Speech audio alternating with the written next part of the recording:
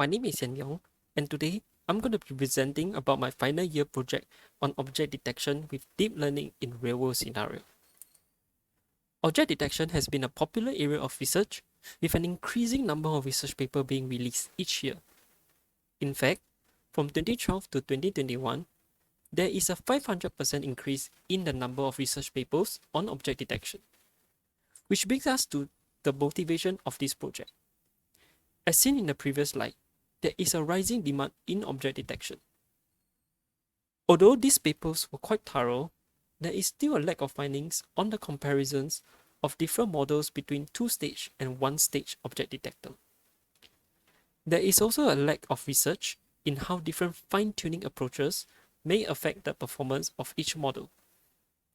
Hence, the objectives of this project is to evaluate the performance of each model by identifying the strengths and weaknesses. Next, improvement will be made to each of the base model through different fine-tuning methods and data augmentation. Finally, a software will be developed to visualize the object detection result for the different models, which allow us to gauge their performance as well. These are the models that will be evaluated. For the two-stage detector, faster RCNN was used. The original, as well as its variations, such as with deformable convolution at the fifth stage of ResNet and with FPN architecture, were used to determine if there are any difference in the performance. For one-stage detector, RetinaNet, YOLO V7, and deformable detection transformer were used. Each of these models were chosen due to the difference in their architecture, which allow us to compare their performance. The dataset used for this project will be Microsoft Common Objects in Context, whereby there are roughly 110,000 annotated training image and 5,000 annotated validation image. It also contains 80 object categories and has around 7.7 numbers of object instances per image, which is the highest compared to other datasets such as ImageNet and Pascal. For the fine-tuning methods, different number of layers such as 50 and 101 layers were used.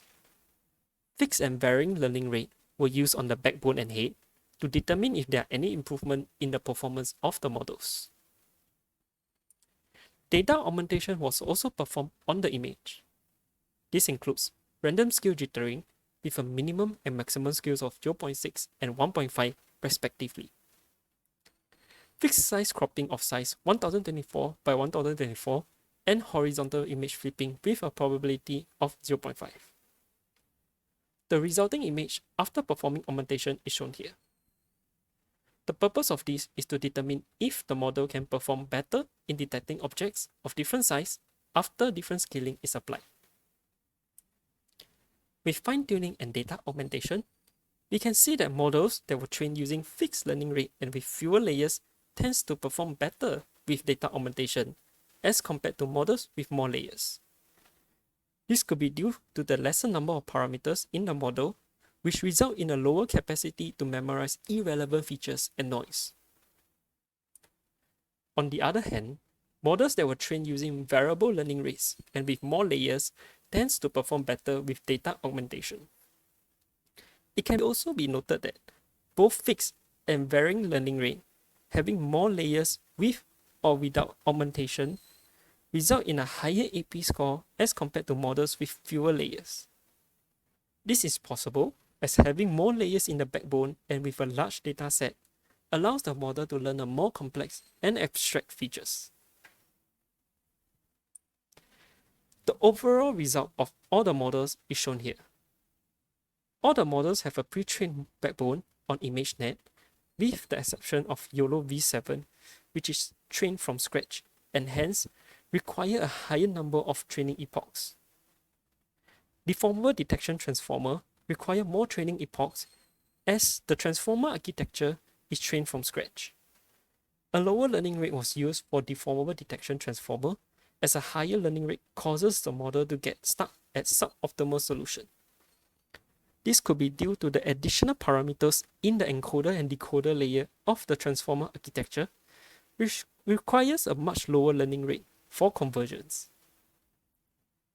It can also be inferred that most of the models were able to perform better after fine-tuning and data augmentation is applied, as seen in the increase in the AP score.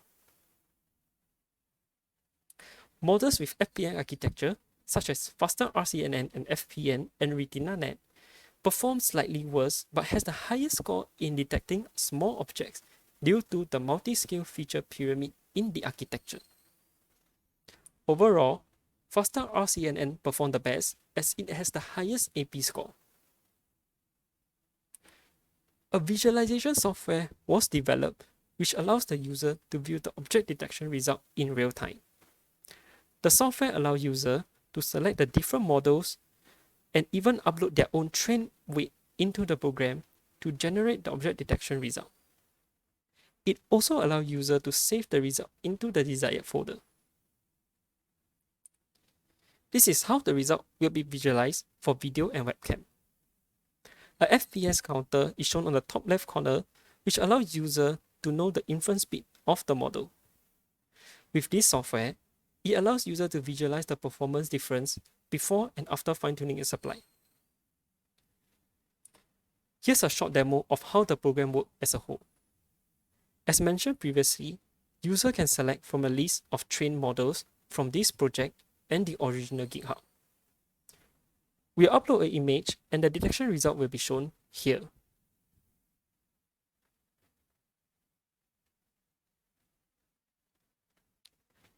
Next, we can also change the threshold value to something else like 0.8, and the detection result will only show bounding boxes with confidence score of more than 0.8 as shown here.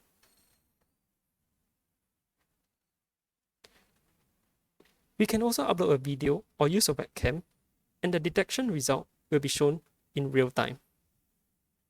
User can also save the result by pressing S and select the folder that they want.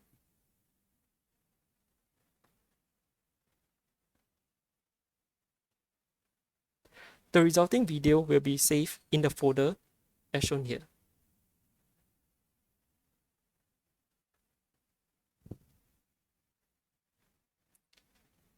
These are the detection results of all the models based on the snapshot of the video. Faster RCNN with FPN perform the best as it can detect most of the object instances and with acceptable inference speed. Overall, most of the two-stage object detector, namely faster RCNN and its variations, are able to detect more object instances correctly as compared to one-stage object detector. On the other hand, one-stage object detector, namely RetinaNet YOLO V7 and Deformable Detection Transformer, have better inference speed, with YOLO V7 being the best due to its extended efficient layer aggregation network architecture, which manages gradient path effectively and has lesser number of parameters. In conclusion, setting a different learning rate in the backbone and head tends to result in better overall performance. Data augmentation also helps the model to be more robust in detecting objects of different size and prevents overfitting. Lastly, one-stage object detectors have faster inference speed, while two-stage object detectors can detect more instances correctly, and hence, it is important to find a good trade-off between inference speed and accuracy of the model. For the future work, an automated hyperparameter search could be developed for object detection to provide the optimal hyperparameter for the model and dataset. To improve the detection of smaller objects, copy-paste algorithm could also be used as it helps to copy smaller objects to another image to increase the distribution of the object. An attention mechanism can also be added to the model by selectively attending to the object. Lastly, to improve the performance of the model in poor lighting condition, a low light image enhancement techniques such as histogram equalization could also be used. And with that, I've come to the end of the presentation. Thank you.